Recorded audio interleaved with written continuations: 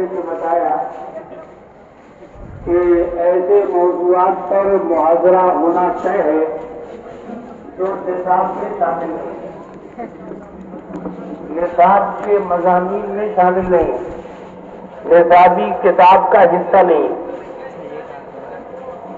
مجھے 2 دن پہلے معلوم ہوا کہ قربانی کے مسائل و فضائل پر بیان کرنا ہے، اور ابھی 5 منٹ پہلے معلوم ہوا کہ حج کا موضوع بھی شامل ہے، اور بچے طلبہ جو ہے ہدایت کے اندر بھی اور حدیث کے اسباب میں بھی قربانی کے مسائل بھی پڑھتے ہیں، اس کے فضائل بھی پڑھتے ہیں، اور حج کے مسائل تفصیل سے کئی کتابوں میں پڑھتے ہیں۔ تو یہ کہنا کہ ان موضوعات پر محاضرہ ہوتا ہے جو ہمارے نصاب سے خارج ہیں وہ درست نہیں، بلکہ میں یہ سمجھتا ہوں کہ طلبہ کو جب بھی کوئی کام کرنا چاہیے یا کوئی پروگرام کرنا چاہیے تو 2 چیزوں کا دھیان رکھنا چاہیے۔ پہلی چیز تو یہ ہے کہ وہ کام مفید ہو، فائدہ مند ہو، اور دوسری چیز یہ ہے کہ نیت ہو عمل کی، اور نیت یہ ہو کہ اس پر جو معلومات ہوں گی انشاءاللہ اس پر عمل بھی کریں گے، دوسروں کو بھی فائدہ پہنچائیں گے۔ لیکن کسی محاضرے کا یہ مقصد ہے کہ بھئی گزشتہ سال محاضرہ ہوا تھا تو اس سال بھی محاضرہ ہونا چاہیے، اور ہم گزشتہ سال کے ذمہ داروں سے پیچھے رہنے والے نہیں ہیں، جو کام انہوں نے کیا وہی کام ہم کو بھی کرنا ہے، تو اس سے فائدہ نہیں پہنچتا۔ اگر اس موضوع پر محاضرے کی واقعی ضرورت ہے تو محاضرہ ہونا چاہیے، اور محاضرہ اسی صورت میں ہونا چاہیے جبکہ طلبہ میں شوق ہو اور طلبہ اس کی ضرورت محسوس کرتے ہوں اور عمل و فائدہ اٹھانے کے جذبے سے پڑھیں۔ آپ جب حدیث کی کتابیں پڑھیں گے تو وہاں معلوم ہوگا کہ دین کی بات سننے کا بھی ایک ادب ہے اور دین کی بات سنانے کا بھی ایک ادب ہے۔ حضرت عبداللہ ابن مسعود کی ایک روایت ہے، اس روایت سے یہ بات معلوم ہوتی ہے کہ دین کی بات کہنے والوں کو موقع، محل اور حالات و لوگوں کے موڈ کا لحاظ کر کے گفتگو کرنا چاہیے۔ حضرت عبداللہ ابن مسعود جب جس زمانے میں کوفہ میں قیام پذیر تھے، بڑی مفید، بڑی معلوماتی، بڑی مؤثر تقریر کرتے تھے، لیکن صرف جمعرات تقریر کرتے تھے اور مختصر تقریر کرتے تھے۔ لوگوں نے حضرت سے کہا کہ آپ جمعرات کرتے ہیں، بڑی مشکل سے 1 ہفتے میں جمعرات آتی ہے اور وہ بھی تقریر بہت مختصر کرتے ہیں۔ ہماری تمنا یہ ہے کہ آپ روزانہ خطاب کیا کریں اور دیر تک جو ہے خطاب کریں، تقریر کا دورانیہ بڑھا دیں۔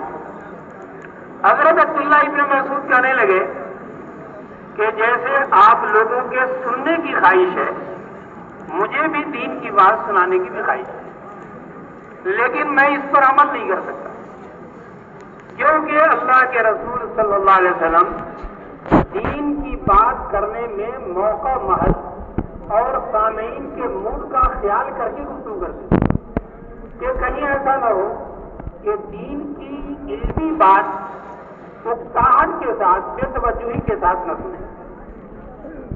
جیسے دین کی بات اور علمی بات سننے کا ایک ادب ہے، اسی طریقے سے سنانے کا بھی ایک ادب ہے۔ جب آپ لوگ حدیث پڑھیں گے تو وہاں پر ایک بات آئے گی، ایک بہت مشہور و معروف محدث و باعث گزرے ہیں، حضرت ابراہیم ابن یزید ابن شریک تیمی رحمۃ اللہ علیہ، بہت اچھے واعظ، بہت اچھے محدث، بہت اچھے فقیہ تھے، اور عمل و اخلاق اتنا اونچا تھا کہ انہوں نے اپنے سے بڑے عالم اور محدث کی زندگی و صحت کے لیے اپنی جان کی قربانی دے دی. میرے خیال میں انسانوں کی تاریخ میں، مسلمانوں کی تاریخ میں اور انسانوں علماء کی تاریخ میں ایسی مثال نہیں ملتی کہ کسی عالم نے اپنے معاصر عالم کے لیے اپنی زندگی کی قربانی دی.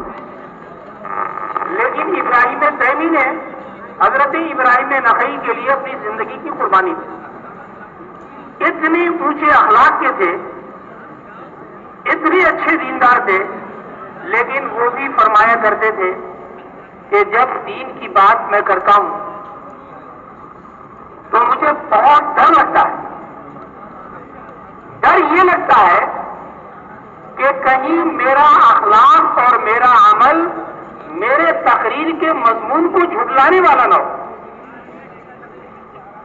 لوگ یہ کہیں کہ انہوں نے فلاں چیز کی فضیلت بیان کی لیکن اس پر عمل نہیں ہے، فلاں چیز کو انہوں نے ناجائز کہا اور ان کا خود عمل نہیں ہے. تصور کیجئے کہ ابراہیم تیمی جیسا اونچے اخلاق کا آدمی، اس سے تصور بھی نہیں ہے، لیکن اس کے باوجود ڈرتے تھے کہ کہیں ایسا نہ ہو کہ میرا اخلاق اور میرا عمل میرے تقریر کے مضمون کو جھلانے والا نہ ہو. اس لیے جب بھی دین کی بات کہی جائے تو یہ سوچ کے کہا جائے کہ سب سے پہلے ہم اپنے تقریر کے تقاضوں پر عمل کریں. مثال کے طور پر ہم یہ کہتے ہیں کہ مچھلی کھانے کے بعد دودھ پینے سے بیماری پیدا ہوتی ہے، اور یہ بات کہہ کر کے میں فارغ ہوں اور لوگوں کے سامنے مچھلی کھاؤں، دودھ پیوں، تو دیکھنے والا یہ کہے گا کہ ان کو اپنے تقریر کے مضمون پر خود یقین نہیں. حالانکہ لالچی انسان ایسے ہوتے ہیں کہ ان کو اپنے جھوٹے مضمون پر بھی یقین یا شبہ کم سے کم ہونے لگتا ہے. تاریخ میں ایک آدمی گزرا ہے اشعث لالچی، بڑا لالچی تھا. جب کسی برتن بنانے والے کے پاس سے گزرتا تھا تو کہتا تھا کہ ذرا برتن بڑا بناؤ. وہ کہتا تھا کہ برتن بڑا بنے گا تو تمہارا فائدہ کیا ہے؟ کہا میرا فائدہ یہ ہے کہ اگر کسی نے برتن اس کو خرید لیا، برتن بڑا رہے گا اور اس میں کوئی ڈش رکھ کر کے مجھے بھیجے گا تو برتن کے بڑا ہونے پر ڈش کچھ زیادہ بھیجے گا. اس کی بہت سچی کہانیاں بھی ہیں. ایک بار کیونکہ وہ مسخرہ تھا، ایک بار بچے پریشان کر رہے تھے تو بچوں کو بھگانے کے لیے اس نے مذاق میں کہا کہ شباب کے بعد، شباب ہاسٹل کے بعد یا شباب اسپتال کے بعد فلاں صاحب ریوڑی بانٹ رہے ہیں. اب ظاہر ہے کہ بچوں کے منہ میں پانی آ جاتا ہے اس طرح کے جملے پر، تو اس کے جھوٹے کہنے پر 10-20 لڑکے دوڑ پڑے. جب اس نے 10-20 لڑکوں کو دوڑتا ہوا دیکھا تو یہ بھی پیچھے سے دوڑ پڑا کہ کہیں ایسا نہ ہو تو واقعی بانٹنا رہا. تو بہرحال میں عرض یہ کرنا چاہتا ہوں کہ یہ بات ذہن میں رکھنا چاہیے کہ جب ہم کوئی کام کریں تو دکھلاوے کے لیے نہیں، مقابلہ آرائی کے لیے نہیں، بلکہ وہ کام مفید ہونا چاہیے اور عمل کے جذبے کے ساتھ ہونا چاہیے. تو یہ جو عنوان رکھا گیا ہے قربانی کا، تو قربانی کے مسئلے میں 2-3 باتیں عرض کرنی ہیں. پہلی بات تو یہ عرض کرنی ہے کہ قربانی کا حکم کیا ہے.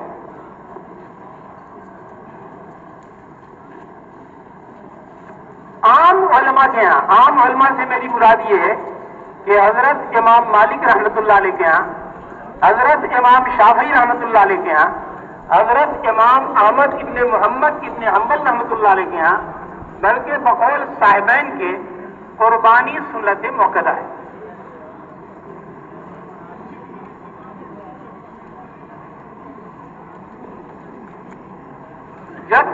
امام ابو حنیفہ رحمۃ اللہ علیہ کے یہاں واجب ہے. سنت کی دلیل کیا ہے اور واجب کی دلیل کیا ہے؟ یہ آپ حدیث کی کتاب میں، فقہ کی کتاب میں درجے میں پڑھیں گے. یہ درجے کا موضوع فی الحال سمجھنے کے لیے سمجھ لیجیے کہ جو لوگ اس کو سنت کہتے ہیں ان کی دلیل یہ ہے کہ اللہ کے رسول صلی اللہ علیہ وسلم فرماتے ہیں کہ من اراد منکم ان یضحی، من اراد منکم ان یضحی. تو ارادے کا مطلب یہ ضروری نہیں ہے. جو چیز واجب ہوتی ہے یا فرض ہوتی ہے اس کے لیے ارادے کا کوئی مطلب نہیں ہے. نماز پڑھنا ہی پڑھنا ہے، وتر پڑھنا ہی ہے جو واجب ہے، اس کے لیے ارادے کا کوئی مطلب نہیں.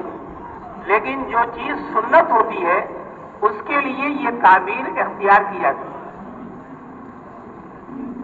جو لوگ قربانی کو واجب کہتے ہیں ان کی بھی دلیل ہے.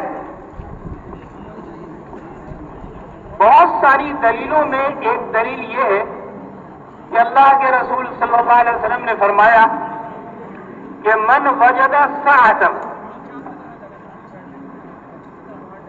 اگر کسی آدمی کے پاس گنجائش ہو اور وہ قربانی وسعت کے باوجود، گنجائش کے باوجود قربانی نہ کرے، اس کو ہمارے عیدگاہ میں، مسلمانوں کی عیدگاہ میں نہیں آنا چاہیے. اور ہدایہ کے مصنف نے قربانی کے واجب ہونے کی بہت زیادہ دلچسپ اور علمی دلیل بیان کی ہے. طلبہ وہاں دیکھ سکتے ہیں. دوسری بات یہ ہے کہ کیا قربانی کے واجب ہونے کے لیے یا قربانی کے سنت ہونے کے لیے کیا نصاب کا ہونا یا غنی کا ہونا یہ ضروری ہے یا نہیں ہے؟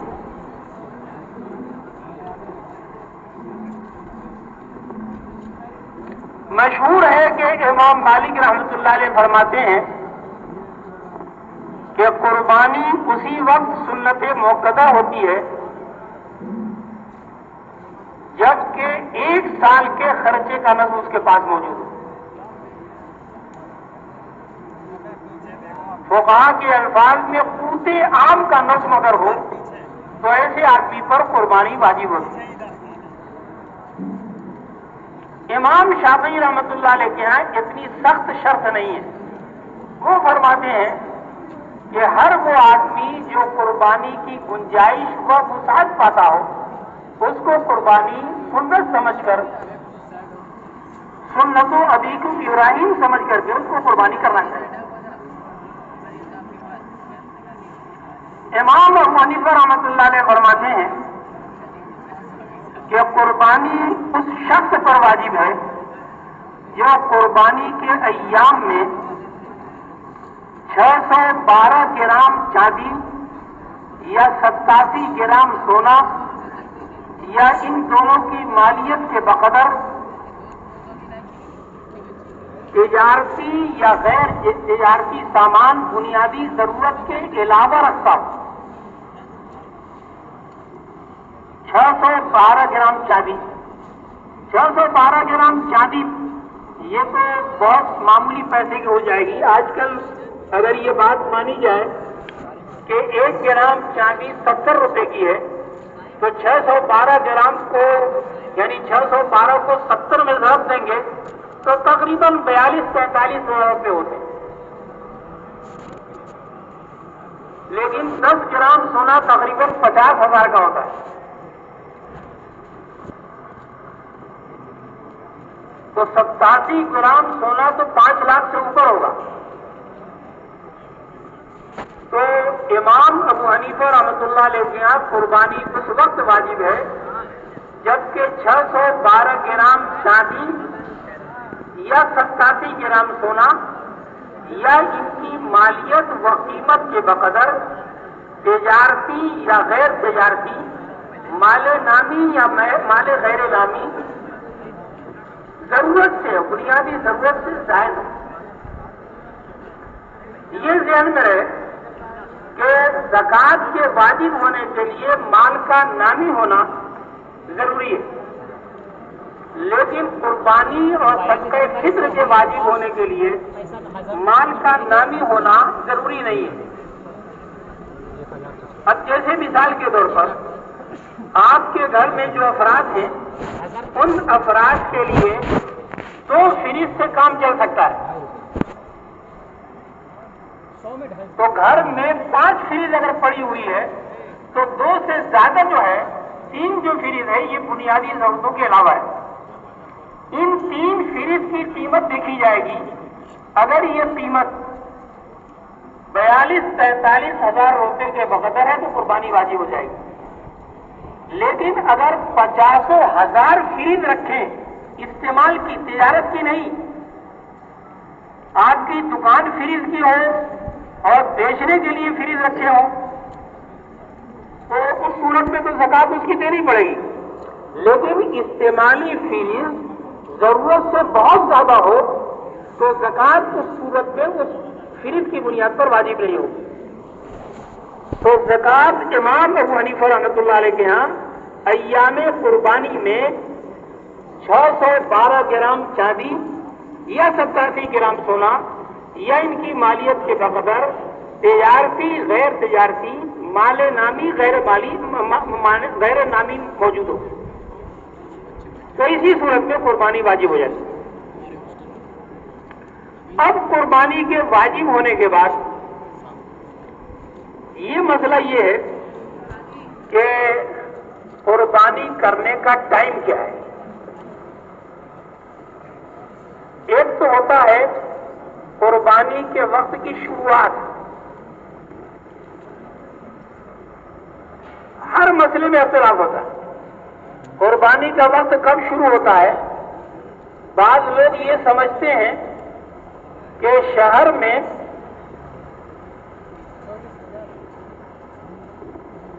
پرانے زمانے میں فقہا نے کہا تھا کہ جب امام عید کی نماز پڑھ لے گا، امام خطبہ دے لے گا، بلکہ بعض لوگوں نے کہا امام اپنے جانور کی قربانی کر لے گا، تب ٹائم شروع ہوتا ہے،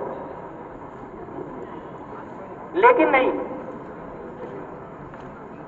چاہے بنیادی شرط جو بھی ہو، سورج کا نکلنا ہو، لیکن شہروں کے لیے کیا ہے، وقت شروع کب ہوتا ہے؟ 10 تاریخ کو شہر کے رہنے والے کسی بھی ایک جگہ بقرعید کی نماز ہو جاتی ہے تو قربانی کرنا ان کے لیے درست ہے۔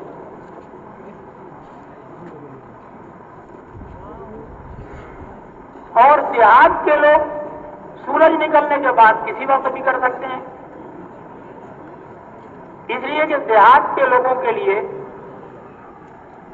عید کی نماز ہے نہیں، یعنی واجب نہیں ہے، تو اس لیے وہ لوگ عید کی نماز سے پہلے بھی کر سکتے ہیں۔ اس میں جب بات آئی تو ایک بات عرض کر دوں کہ جانور ذبح کرنے میں جانور کی جگہ کا اعتبار ہے یا جس کے نام سے قربانی ہو رہی ہے اس کا اعتبار ہے؟ اس سلسلے میں بڑی تفصیل بھی ہے اور بہت ساری غلط فہمیاں بھی ہیں اور بہت سارے اختلافات بھی ہیں، لیکن فی الحال میں ہندوستان کے ماحول میں ایک بات سمجھاتا ہوں۔ اگر جانور دیہات میں ہے اور جس کے نام سے قربانی ہو رہی ہے وہ شہر میں ہے،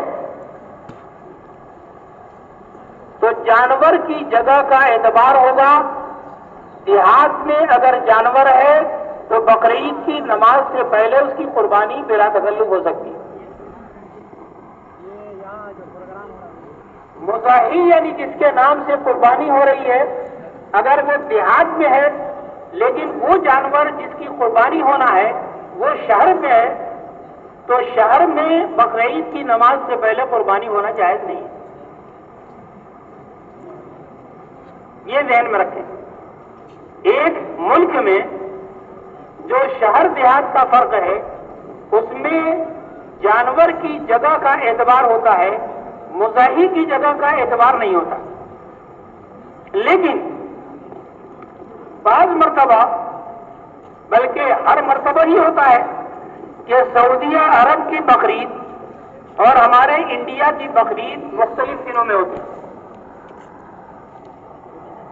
پہلے زمانے میں 2 دن کا فرق ہوتا تھا، ادھر کچھ دنوں سے 1 دن کا فرق ہوتا ہے.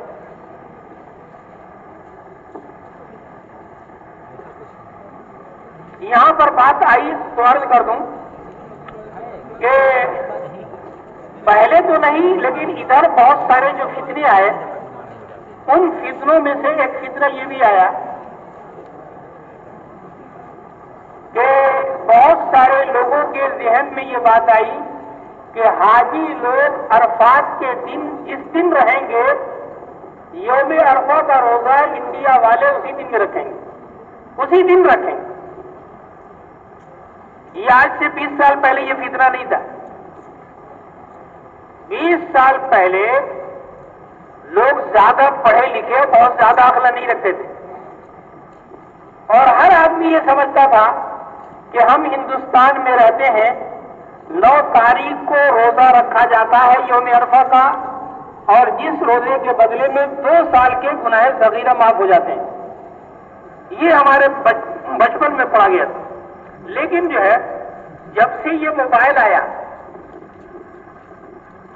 جب سے غیر واقعی علم بڑھا، غیر واقعی علم بڑھا،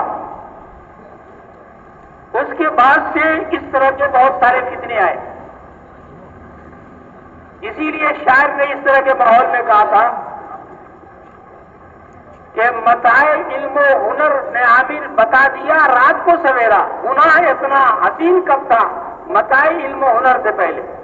تو پہلے یہ بات نہیں تھی.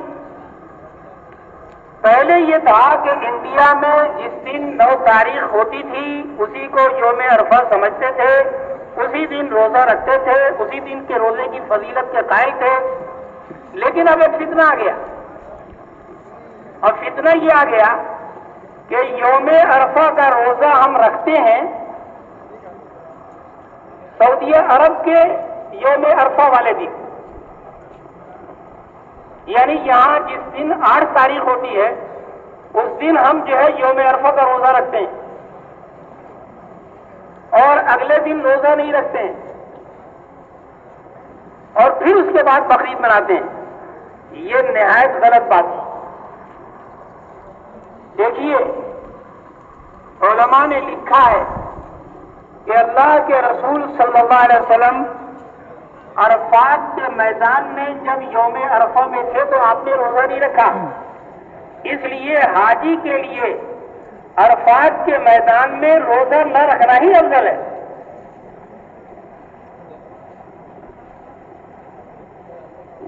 دوسری بات جو میں اس موضوع سے متعلق عرض کر رہا تھا کہ بعض مرتبہ جس کے نام سے قربانی ہو رہی ہے وہ ہمارے ہندوستان میں ہے،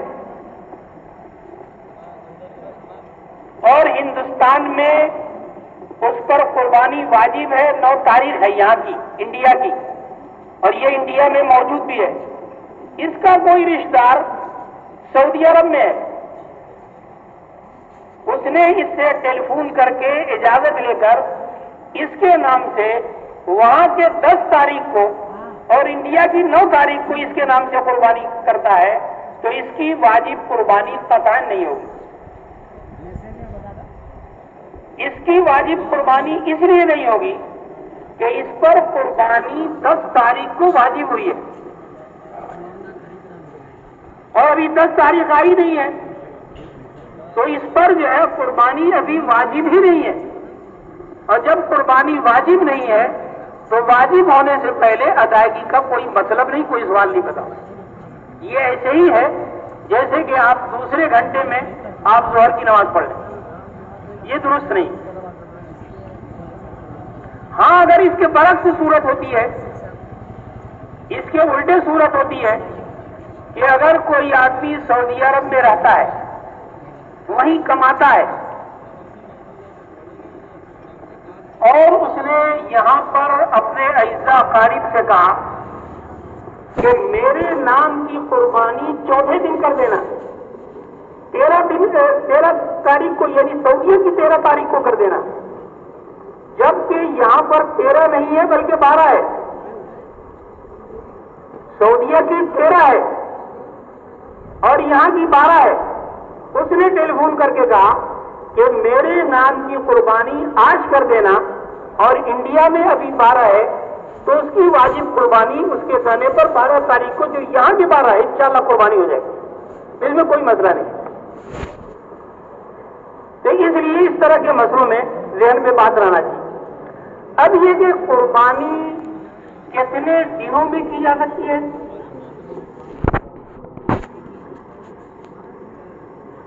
دنیا کے ہر مسئلے کی طرح اس میں بھی بہت سارے اقوال ہیں۔ ابھی کچھ دنوں پہلے کسی نے نقطہ بیان کیا تھا، وہ ایک نقطہ بیان کیا تھا اور کتابوں میں لکھا ہوا ہے کہ 7 قول ہے، 7 قول ہے۔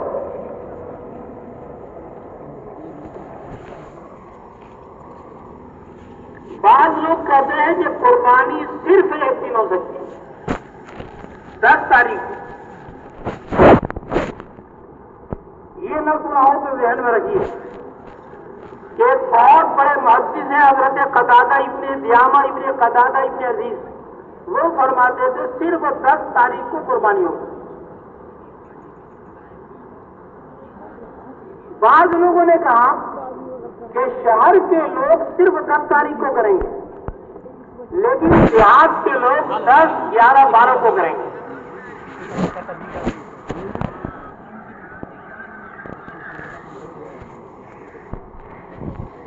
لیکن جو مشہور مسلک ہے، جو جمہور کا مسلک ہے، جو امام ابو حنیفہ کا ہے، جو امام مالک کا ہے، جو امام احمد بن حنبل کا ہے، اور طویل اور بھی علماء کا ہے، حضرات صحابہ میں سے 4 خلفاء میں سے 2 خلیفہ کا ہے، عشرہ مبشرہ میں سے 2 بزرگوں کا ہے، اور حضرت عمر بن خطاب رضی اللہ تعالیٰ عنہ، حضرت علی کرم اللہ وجہ، ان دونوں بزرگوں کے نزدیک اور 3 اماموں کے نزدیک قربانی 10، 11، 12 کو ہوتی، صرف 10، 11، 12 کو۔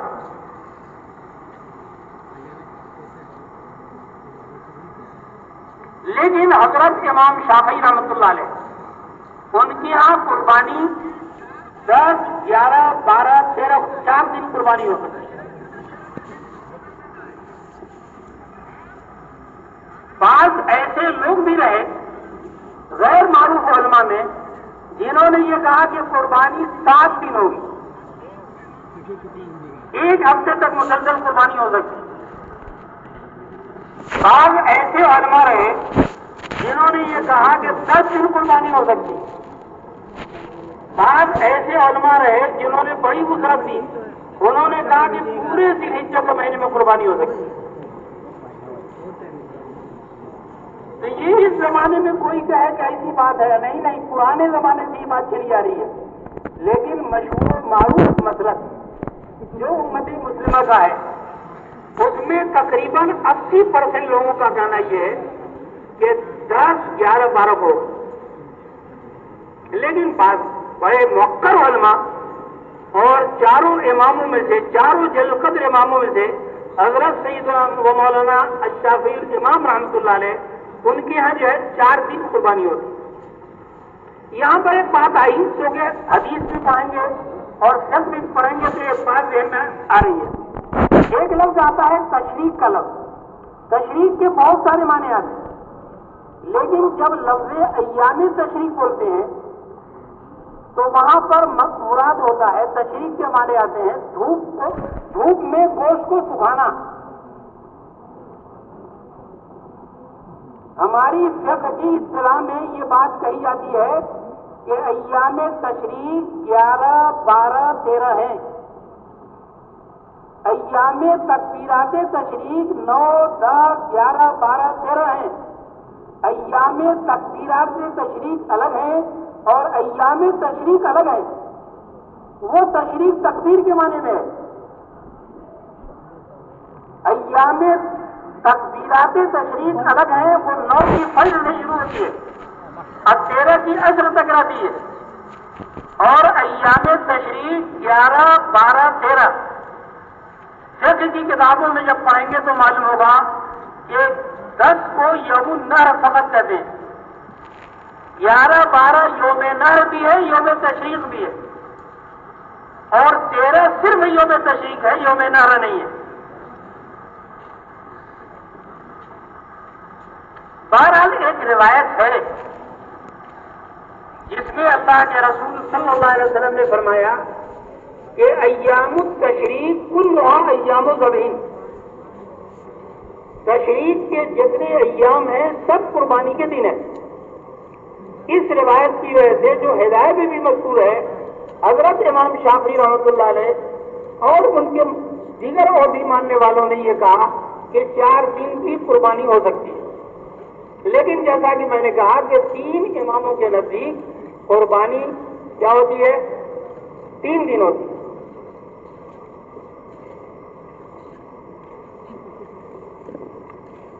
موبائل میں بہت سارے لطیفے آتے ہیں۔ ابھی آج کل کسی نے موبائل میں ایک لطیفہ لکھا،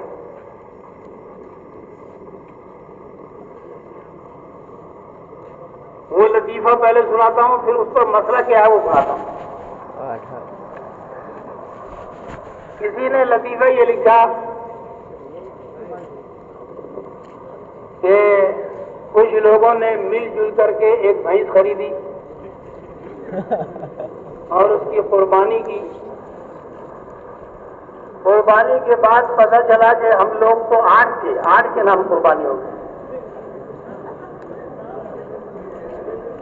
تو مفتی صاحب سے پوچھا گیا، کوئی بے پڑھے لکھے مفتی صاحب تھے، ان سے پوچھا گیا کہ قربانی ہوئی یا نہیں؟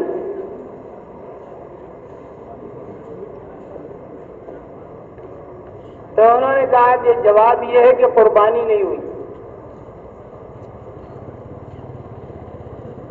اور قربانی نہ ہونے کی وجہ یہ ہے کہ قربانی صحیح ہونے کے لیے شرکا کا عاقل بمانا پاگل نہ ہونا شرط ہے، اور یہ 8 کے 8 پاگل ہیں، اور ان کو اتنا بھی پتہ نہیں چلا کہ ہم 7 ہیں یا 8 ہیں، تو اس لیے قربانی نہیں ہوئی۔ اس میں جو صحیح مسئلہ ہے وہ یہ ہے کہ اگر بالترتیب جو ہے لوگوں نے لیا ہے، یعنی پہلے ایک آدمی شریک ہوا، پھر دوسرا آدمی شریک ہوا، اور اس طور پر 7 آدمی شریک ہو گئے، اور 8ویں آدمی نے بھی پیسہ دیا، ان لوگوں نے لے کے رکھ لیا، اور پھر قربانی ہوئی، تو ایسی صورت میں بالترتیب 7 لوگوں کی قربانی درست ہوئی، اور ایک آدمی 8واں آدمی جو 8ویں نمبر پر شریک ہوا ہے اس کی قربانی نہیں ہوئی۔ لیکن اگر یہ پتہ نہ چل سکے کہ یہ 8واں آدمی کون ہے، یا سب نے اکٹھا دیا ہے کچھ پتہ ہی نہیں چل رہا ہے، تو ایسی صورت میں کسی کی بھی قربانی نہیں ہوگی۔ یہ ہے مسئلہ۔ جیسے کہ آپ لوگ فقہ میں پڑھتے ہوں گے کہ اگر کوئی آدمی ایک عقد میں 2 سگی بہن سے نکاح کر لے گا تو دونوں کا نکاح نہیں ہوگا، اور اگر آگے پیچھے کرے گا اور ترتیب کے ساتھ کرے گا تو پہلی بہن سے تو نکاح ہو جائے گا، لیکن بعد میں جو دوسری بہن سے نکاح ہوگا وہ نکاح نہیں ہوگا۔ تو اس لیے میں یہ بتانا جو چاہ رہا ہوں کہ قربانی کے جو ایام ہیں ان کی اس بحث کے بعد کہ 7 مسلک ہے، 1 دن قربانی، 3 دن قربانی، 4 دن قربانی، 7 دن قربانی، 10 دن قربانی، پورے مہینے کی قربانی، شہر والوں کے لیے 1 دن کی قربانی، دیہات والوں کے لیے 3 دن کی قربانی۔ لیکن یہ سب جو ہے یاد رکھنے اور ذہن میں رکھنے کی چیز نہیں ہے، صرف یہ بات ذہن میں رکھیے کہ 3 اماموں کے نزدیک 3 دن قربانی ہوتی ہے، اور ایک امام کے نزدیک 4 دن قربانی ہوتی. اسی طریقے سے ایک مسئلہ ہے، اب تو خیر پابندی ہو گئی، ورنہ ابھی 1-2 سال تک پابندی نہیں تھی، اونٹ کی قربانی ہوتی تھی. اونٹ کی قربانی ہوتی تھی تو بعض لوگ یہ سمجھتے تھے، اور ایک بہت بڑے محدث ہیں حضرت اسحاق ابن راہوے، ان کا مسلک بھی ہے. حضرت اسحاق ابن راہوے کے نزدیک اونٹ میں 10 آدمی شامل ہو سکتے ہیں. اس لیے حضرت اسحاق ابن راہوے کے مقلدین بھی یہی کہتے ہیں کہ اونٹ میں 10 نام شامل کیا جا سکتا ہے، 10 آدمی کی طرف سے قربانی ہو سکتی ہے، یہ کہتے ہیں. تو بہت سارے یہ لوگ جو 10 نام کے قائل ہیں، یہ لوگ جو ہے اکٹھا 10 آدمی مل کر کے پیسہ دیتے تھے اور اونٹ خریدتے تھے، اور خریدنے کے بعد ہر آدمی یعنی 10 میں سے لڑتا تھا کہ میرا 7 کے اندر نام رکھا جائے. یعنی ان کو یقین نہیں ہے کہ 8ویں کی قربانی ہوگی یا نہیں، اس میں لڑتے تھے. اور میں نے دیکھا بعض مرتبہ ان کی اونٹ کی قربانی بہت دیر میں ہوتی تھی. میں نے پوچھا کہ یہ بھائی تاخیر کیوں ہوتی؟ کہا کہ آپس میں اختلاف ہے. اختلاف یہ کہ سب یہ لڑتے ہیں کہ ہم جو ہے 7 کے اندر رہیں گے. واقعہ یہ ہے کہ اگر یہ سب کے سب ترتیب کے بغیر شریک ہوئے ہیں تو 10 کے نام کی جو قربانی ہوگی سب کی قربانی زیرو ہو جائے گی اور ان کو دوبارہ کرنا پڑے گا، کسی کی بھی قربانی نہیں ہوگی. لیکن یہ ڈرتے تھے اور 7 میں رہنا کو کہتے تھے. دوبارہ میں یہ عرض کرنا چاہتا ہوں کہ یہ قربانی کے تعلق سے یہ ان کی سوچ ہے. تو یہ ہے قربانی کی بات، مختصر سی بات جو میں نے آپ کے سامنے عرض کی. اب یہ ہے کہ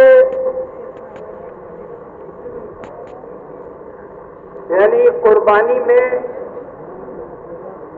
عیب کی جہاں تک بات ہے،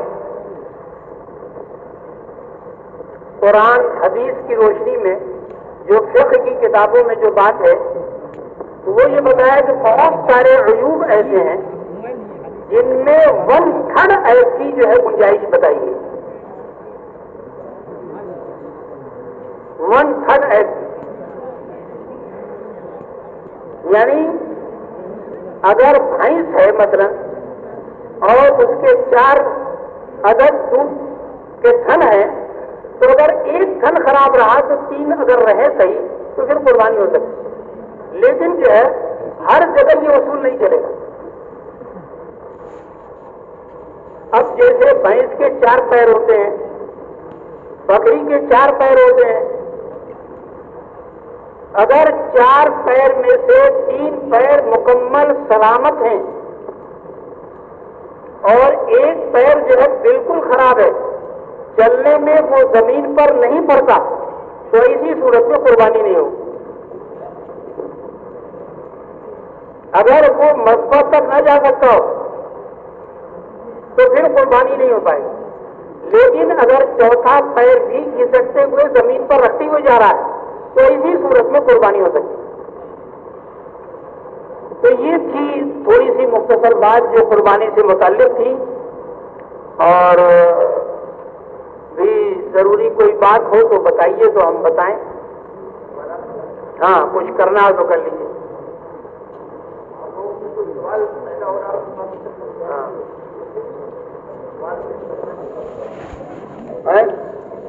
ہاں لکھ کر کے زبانی بھی ایسے کہو.